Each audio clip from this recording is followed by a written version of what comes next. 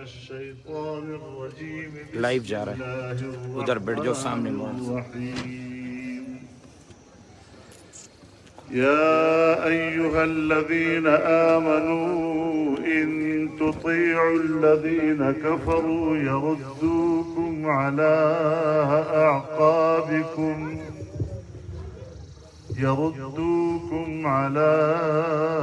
أعقابكم فتنقلبوا خاسرين. بل الله مولاكم وهو خير الناصرين.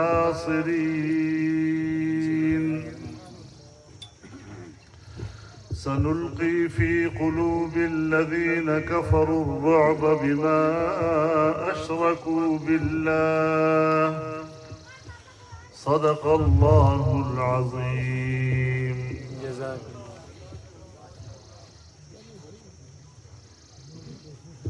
جناب صدر محترم،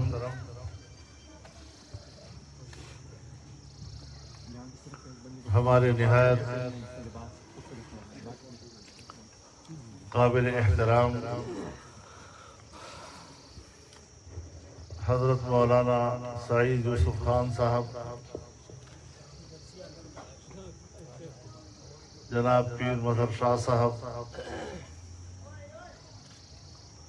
اسٹیج پر موجود میرے اکابرین،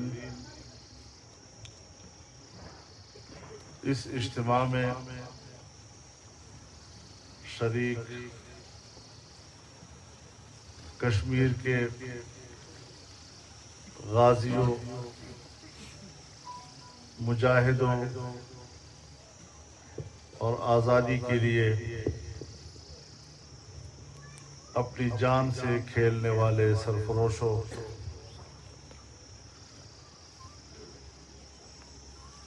آپ حضرات نے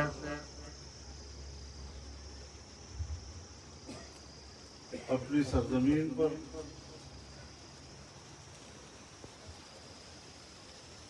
اور اس خطے جنت نظیر پر ہمیں جس خلوص اور محبت کے ساتھ خوش آمدید کہا ہے، ہر جگہ پر آپ نے جس طرح ہمارا استقبال کیا ہے، میں دل کی گہرائیوں سے آپ کی اس محبت، آپ کے خلوص اور آپ کے ولولے اور جذبے کی قدر کرتا ہوں۔ اللہ تعالی آپ کی اس محبت اور اس خلوص کو قبول فرمائے اور اسے ہم سب کی مغفرت اور اللہ اپنی رضا کا سبب اور ذریعہ بنا دے۔ آمین۔ میرے محترم دوستو،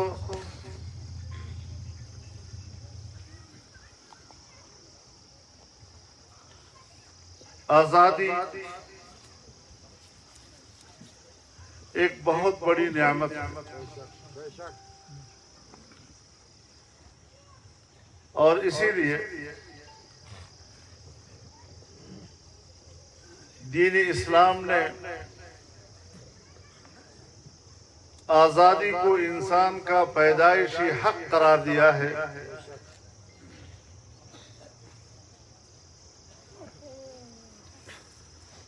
لیکن آزادی کا مفہوم کیا ہے؟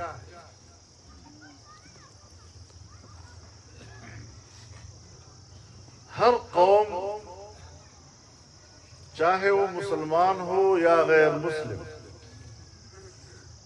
آزادی کی بات کرتا ہے، آزادی کا حق مانگتا ہے، آزادی کے لیے میدان میں نکلتا ہے اور قربانیاں دیتا ہے۔ مجھے دوسرے لوگوں سے غرض نہیں، لیکن بحیثیت مسلمان کے ہماری نظر میں آزادی کس چیز کا نام ہے؟ ایک دوست نے مجھ سے پوچھا اور بڑی بے تکلفی سے پوچھا کہ آپ جو مولوی صاحبان ہیں صبح و شام ہمیں ایک ہی درس دیتا ہے کہ اللہ کی بندگی کرو، آپ تو صرف بندگی کا درس دیتے ہیں، لیکن جب سڑک پر نکلتے ہیں تو پھر آزادی کا نعرہ لگاتے ہیں۔ بندگی اور آزادی کے تصور میں تو تضاد ہے، تو یہ کیا مسئلہ ہے؟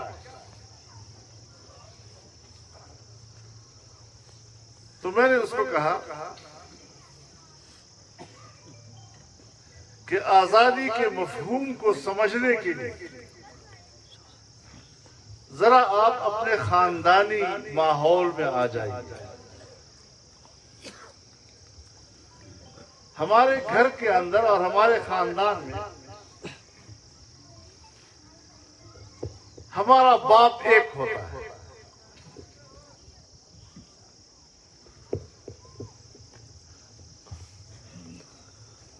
اور وہ اولاد جو اپنے باپ کی فرما بردار ہو، اپنے باپ کی اطاعت کرتا نظر آتا ہو، اگر اس کے باپ کی زمین ہے اور وہ اپنے باپ کی زمین میں محنت کرتا ہو، اگر اس کے باپ کا کارخانہ ہے اور اس میں وہ مزدوری کر رہا ہے، اگر اس کے باپ کی دکان ہے اور بیٹا اپنے باپ کی دکان پر بیٹھتا ہے، تو ہماری سوسائٹی میں اور ہمارے ماحول میں باپ کی زمین پر کام کرنے والے کو مزیرہ نہیں کہا جاتا،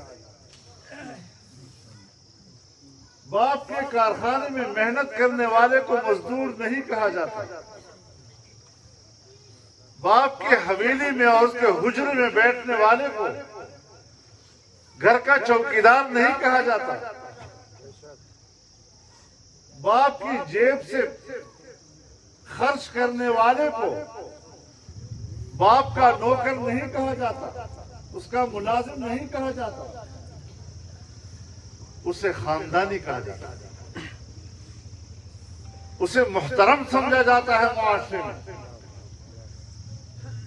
اسے اپنی جائیداد کا مالک تصور کیا جاتا ہے، اور اسے معاشرہ ایک آزاد منش انسان کے طور پر دیکھتا ہے۔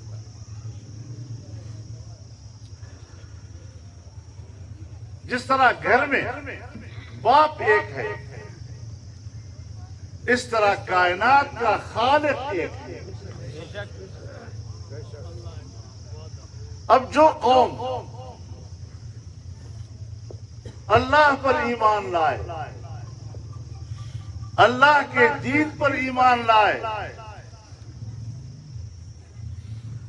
اللہ کی اور صرف اللہ کی عبادت کرتی ہوئی نظر آئے، تو اسے بھی غلام نہیں کہا جاتا۔ ایک اللہ کی بندگی کرنے والا اور اسی کو عبادت اور اطاعت کا مستحق سمجھنے والا اگر دنیا میں کوئی ایسی قوم رہتی ہے، یہی اس کی آزادی کی علامت ہے۔ اور جس طرح ہم گھر میں بعض دفعہ مجبور ہو کر معاشی تنگی کی وجہ سے کسی کی زمین پہ جا کے مزدوری کرتے ہیں، کسی کی دکان پہ جا کے بیٹھتے ہیں، کسی کے کارخانے میں مزدوری کرتے ہیں، تو ہمیں مزیرہ بھی کہا جاتا ہے، ہمیں مزدور بھی کہا جاتا ہے، اور ہمیں نوکر بھی کہا جاتا ہے۔ اس طرح اپنے رب کو چھوڑ کر دوسری قوموں کی اطاعت کرنا اور ان کے سامنے سر جھکانا، یہ بھی غلامی کی علامت ہے۔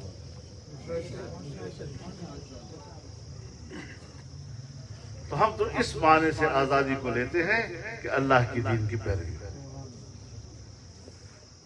اگر میرے ملک میں اللہ کا دین نہیں ہے اور میری مملکتی زندگی، حکومتی زندگی، قومی زندگی، ملی زندگی وہ اللہ کے قانون کے تابع نہیں ہے تو ہر جنگ کے میں مسلمان ہوں، لیکن میں اپنے آپ کو ایک آزاد شہری نہیں کہہ سکتا۔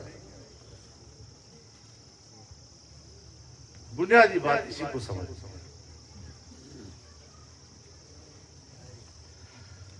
ہم نے پاکستان حاصل کیا،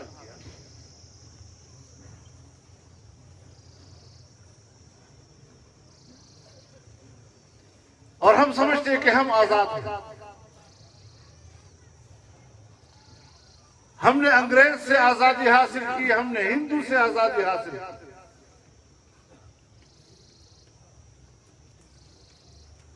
تین اسباب اس کے بیان کیے جاتے ہیں۔ کچھ لوگوں کا نظریہ یہ ہے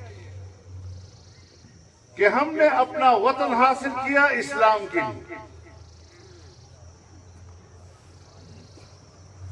کچھ لوگوں کی رائے یہ ہے کہ ہم نے وطن حاصل کیا معاشی آزادی کے لیے،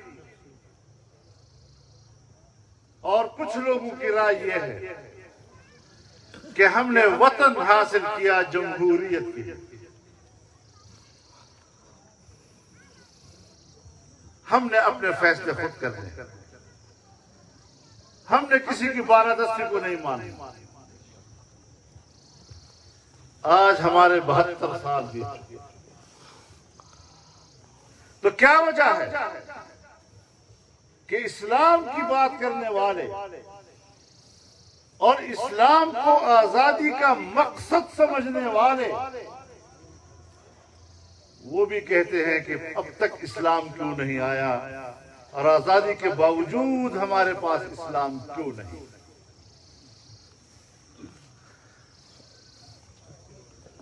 جو لوگ سمجھتے ہیں کہ ہم نے معاشی آزادی کے لیے وطن حاصل کیا،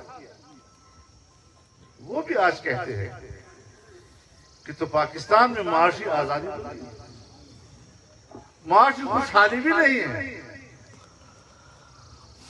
آج آپ دیکھ رہے ہیں ہمارے ملک کی معیشت کا کیا حال ہو گیا۔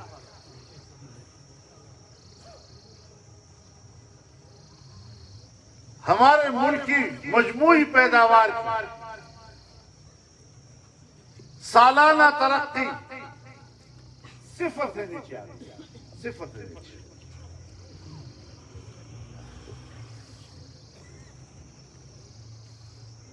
تو وہ بھی پریشان ہے کہ جس نظریے سے ہم نے وطن حاصل کیا تھا وہ تو نہیں ہے۔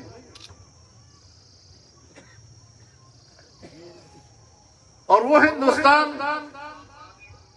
جس کے جبر سے ہم آزاد ہونا چاہتے تھے، آج ان کی معیشت آسمان سے باتیں کرتی ہے، اور ہماری معیشت کا کیا؟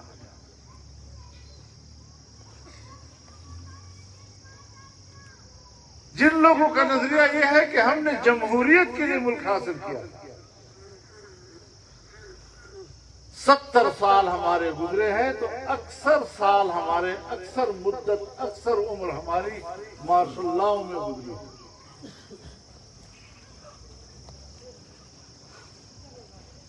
اور ہمارے ہاں آج بھی اگر حکومت ہے تو آج بھی مارشل لا کا چربہ ہے، جمہوریت نہیں ہے۔ دھاندلی اور چوری کیے گئے ووٹ کے اساس پر حکومت کی جا رہی ہے، تو جو جمہوریت پسند ہیں وہ بھی پریشان ہیں۔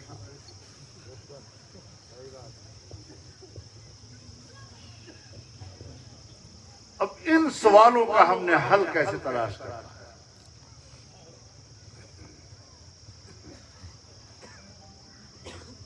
حکمرانی تو ہمارے ہاں ہے، الیکشن بھی ہو جاتے ہیں، لیکن سب کچھ پیچھے کی طرف کیوں جا رہا ہے، جس کو ہم ترقی معکوس کہتے ہیں، الٹے پاؤں ہم پڑھ رہے ہیں۔ میرے دوستو، جب تک آپ روایتی سیاست سے نہیں ہٹتے، جب تک آپ نظریاتی قوتوں کو نہیں پہچانیں گے، جب تک ملک کا نظام ان کے ہاتھ میں نہیں آئے گا کہ جو اقتدار کو اپنی ذاتی دولت کمانے کا ذریعہ نہیں، قوم کو مالا مال بنانے کا سوچتے ہیں،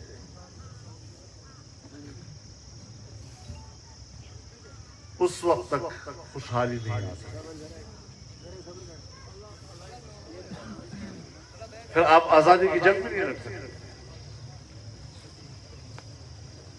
کیونکہ آزادی کے حوالے سے نظریے پر لوگ متفق نہیں ہیں۔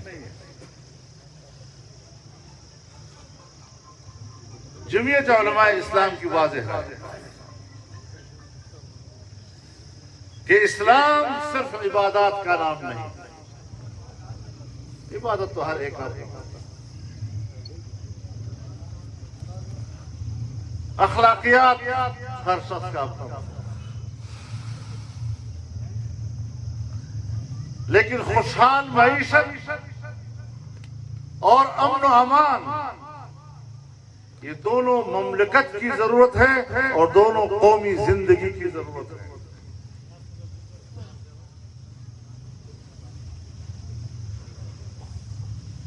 تو ظاہر ہے کہ اسلام اللہ کا دیا ہوا دین، ہم اس کو مملکت کا نظام بنائیں۔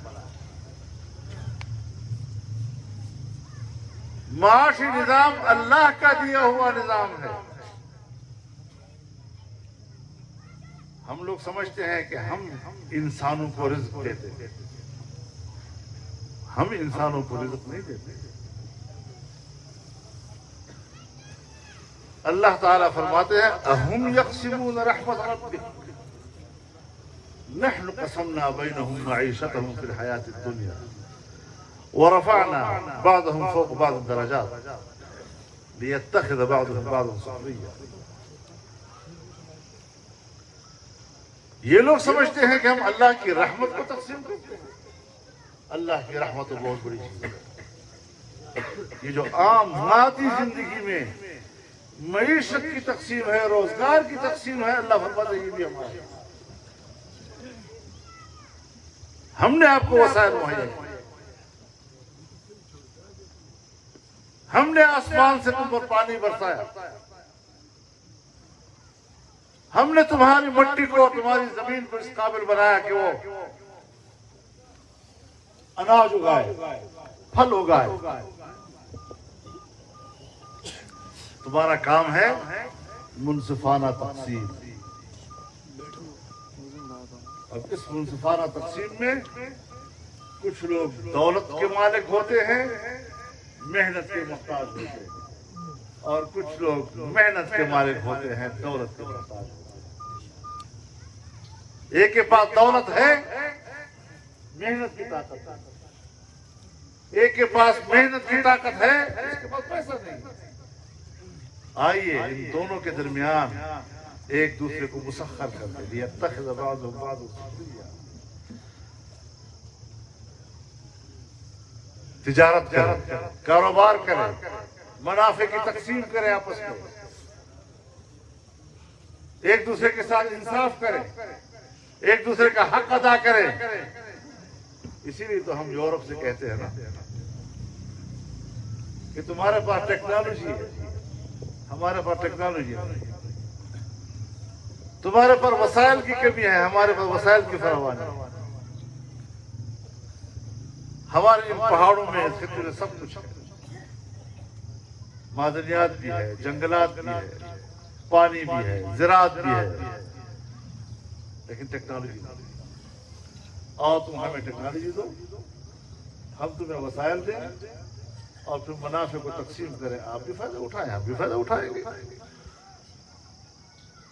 لیکن آج عالمی قوتیں ہمارے وسائل پر قبضہ کرنا چاہتی ہیں، اور وہ سمجھتی ہیں کہ ہر چند کے پاکستانیوں کو کہو کہ تم آزاد قوم ہو، لیکن ان کے وسائل کے مالک ہم ہیں، ان کے معدنیات کے مالک ہم ہوں گے، ان کے جنگلات کے مالک ہم ہوں گے۔ زمین کے نیچے تیل کے مالک وہ ہوں گے، گیس کے مالک وہ ہوں گے، کوئلے کے مالک وہ ہوں گے۔ اس طرح تو پھر نہیں چلتی زندگی۔ اس نظریے کو لے کر ہم اٹھے ہیں،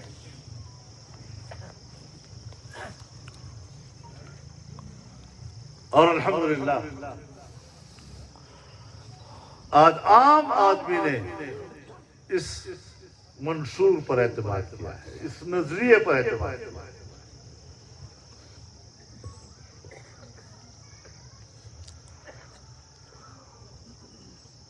اللہ نے موقع عطا کیا ہے کہ ہم آپ کے پاس آئے ہیں، اور آپ حضرات نے اپنی پارٹی وابستگی سے بالاتر ہو کر، حتیٰ کہ مسلکی وابستگی سے بھی بالاتر ہو کر ہمیں جو عزت بخشی ہے، ہم اس پر آپ کے شکر گزار ہیں۔ اسی لیے ہم جب اپنے نظریے کی دعوت دیتے ہیں تو سب کشمیریوں کو دے رہے ہیں۔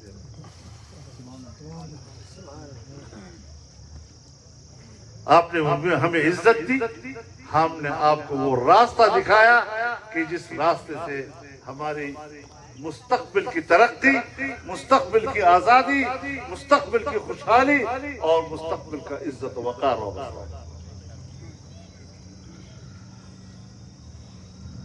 انشاءاللہ اسی راستے سے۔ اور میں نے تو آپ کو 3 باتیں کہی: اسلام، معیشت اور جمہوریت۔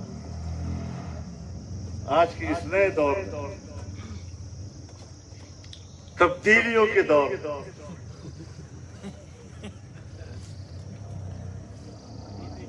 ہمیں اپنی تہذیب سے بھی محروم کیا جا رہا ہے۔ ہمارے نوجوان کو بے راہ روی دکھائی جا رہی ہے، اور جس انڈیا کے خلاف ہم کشمیر کی جنگ لڑ رہے ہیں، اس کشمیری کو کہا جاتا ہے کہ انڈیا کی کلچر کو اپناؤ۔ وہاں کی تہذیب و اخلاق کو اپنانے کے لیے ہمارا میڈیا استعمال ہو رہا ہے، اور اس کی حوصلہ افزائی ہمارے حکمران کر رہے ہوتے ہیں۔ تو ہمیں بڑے انقلابی انداز کے ساتھ اب آگے بڑھنا ہے۔ یہ ملک ہمارا ہے، اس ملک کے یہ ادارے ہمارے ہیں۔ ہم سے کوئی نہ لڑے، ہم کسی سے نہیں لڑتے۔ ہاں، یہ ضرور نظریہ رکھتے ہیں کہ ہر ایک کا اپنے فرائض اور اپنے اختیارات کا ایک دائرہ ہے۔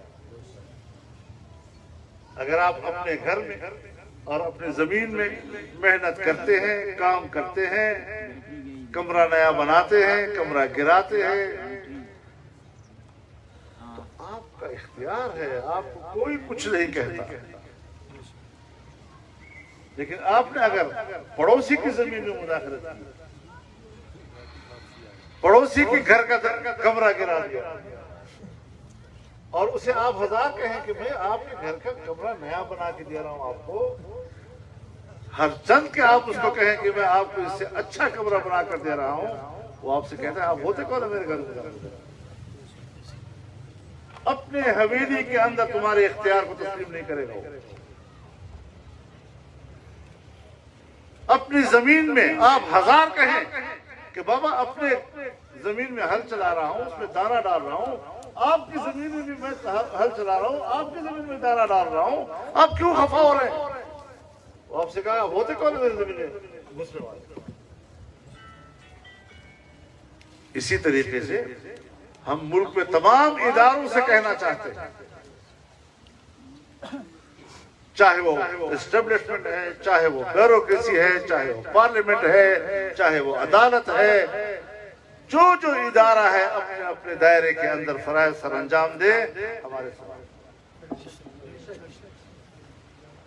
جھگڑا اس وقت پیدا ہوتا ہے جب ہم دوسرے کے ادارے میں جا کر مداخلت کرتے ہیں۔ مجھ سے تو کسی سیاسی جماعت کے حوالے سے بھی کہا جاتا ہے کہ اس سیاسی جماعت میں یہ ہو رہا ہے، یہ ہو رہا ہے، اس نے یہ کہہ دیا، اس نے یہ کہہ دیا، تو میں اس کے جواب میں بھی کہتا ہوں یہ ان کا داخلہ ہے، کسی دوسری پارٹی کی معاملہ نہیں ہوتا۔ تب جا کر ہم ایک صحیح معنوں میں ایک مضبوط مستحکم ملک بنا سکتے ہیں۔ اس کے لیے جائز نظام ہونا چاہیے۔ اگر جمہوریت ہے اور ہر شخص کا اپنا ووٹ ہے، یہ نہ ہو کہ جس بکسے میں میں ووٹ ڈال رہا ہوں وہ بکسا اور جس بکسے سے ووٹ گنا جا رہا ہے وہ بکسا، یہ نہیں ہونا چاہیے۔ یہ ہوگا تو ہنگامہ ہوگا۔ اس بنیاد پر حکمران آئے گا تو میں لاکھ اب ہزار اس کی حفاظت کرے، میں اس کو ڈمی حکمران کروں۔ نعرہ تکبیر!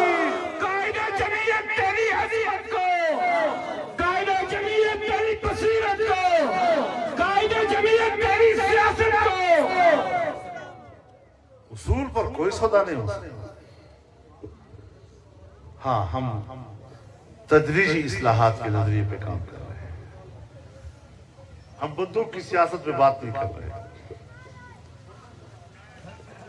ہم جبر کی بنیاد پر بات نہیں کر رہے۔ ہمارا اسلوب دعوت کا ہے اور ہمارا اصول جمہوری اصول ہے جو ہمیں آئین عطا کرتا ہے۔ یہ آئین ہمارے درمیان معاہدہ ہے۔ آپ کی کشمیری بھی ایک آئین ہے، پوری قوم پابند ہے اس کے۔ پاکستان میں بھی ایک آئین ہے، پوری قوم پابند ہے اس پر عمل درآمد۔ ہم نے اس آئین کو تسلیم کیا۔ ہاں، جہاں ہمیں اختلاف ہے اور ہم چاہتے ہیں کہ تبدیل ہو، اس کے لیے بھی پارلیمنٹ اور مثال ادارے موجود ہیں، لیکن پارلیمنٹ کو ہونا۔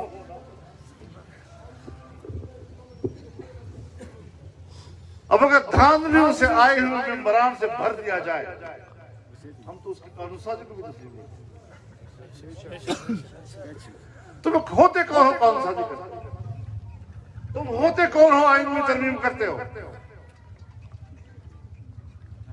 ہم تو ان کو یہ بھی حق نہیں دیتے کہ وہ پاکستانی عوام کے فیصلے بین الاقوامی معاہدات کے تحت کریں۔ جتنے بھی بین الاقوامی معاہدات ہیں، ہم واضح طور پر کہتے ہیں کہ اگر ہماری حکومت کراتی ہے، ہم ان معاہدات کے پابند نہیں ہوں گے۔ نااہل حکمران، نالائق حکمران، پہلے ناجائز تھے، 2 سال میں نااہل بھی ثابت ہوئے، نالائق بھی ثابت ہوئے۔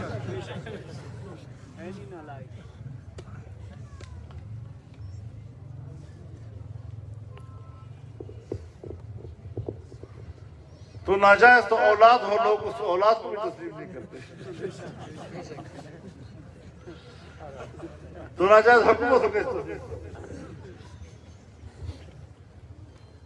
تو اس اعتبار سے الحمدللہ ہم پورے استقامت کے ساتھ اور علی وجہ البصیرت اللہ پر توکل کرتے ہوئے اس میدان میں ہیں، اور آزادی کے معنی میں نے بتا دیے کہ ایک اللہ کی اطاعت، ایک اللہ کی عبادت، اور اسی کو خیر و شر کا مالک سمجھتے ہیں۔ کوئی مائی کا لال مت سوچے کہ وہ کسی خیر کا مالک ہے یا کسی شر کا مالک ہے یا کسی طاقت کا مالک ہے اور طاقت سے ہمیں مغلوب کر دے گا۔ ہم طاقت سے مغلوب ہونے والے نہیں، ہم اللہ کے دین کے سہارے دوسروں پر روک ڈالنے والے ہیں۔ نعرہ تکبیر! قائد جمعیت تیری عظمت کو، قائد جمعیت تیری سیاست کو، کشمیریوں کے حقیقی ترجمان قائد کشمیر مولانا سعید یوسف خان، قائد جمعیت مولانا فضل الرحمان۔ ہمارے مجاہد بھائی پیر مدرسہ جنہوں نے ہماری میزبانی کی ہے، ان کے رفقا نے ہماری میزبانی کی ہے۔ آج آپ کا یہ بڑا اجتماع، بڑا ہجوم یہاں پر موجود، ظاہر ہے اس خطے کی آپ نمائندے ہیں، آپ نے ہماری میزبانی کی ہے، میں اس کے لیے شکر گزار ہوں۔ اور جیسے مولانا سید یوسف خان صاحب آج کہہ رہے تھے کہ کہ ہم تو آنے والے الیکشن میں بھی پیر مدر شاہ کو قوم کا نمائندہ دیکھنا چاہتے ہیں. اللہ اکبر. انشاءاللہ العزیز اس محاذ پر ہم نے اپنے نظریات، اپنے اصول اور قوم کے ساتھ ایک مضبوط کمٹمنٹ کے ساتھ میدان میں آنا ہے، اور آپ سے امید رکھتا ہوں کہ آپ کی آج کی یہ عزت جو آپ نے ہمیں دی ہے یہ صرف آج کے لیے نہیں ہوگی، آنے والے مستقبل میں بھی آپ کی ان روایات کو تسلسل ملے گا، اس رویے کو تسلسل ملے گا، اور اللہ تعالیٰ اپنی رضا کے لیے ہم سب کو قبول فرمائے. وآخر دعوانا الحمدللہ رب العالمین.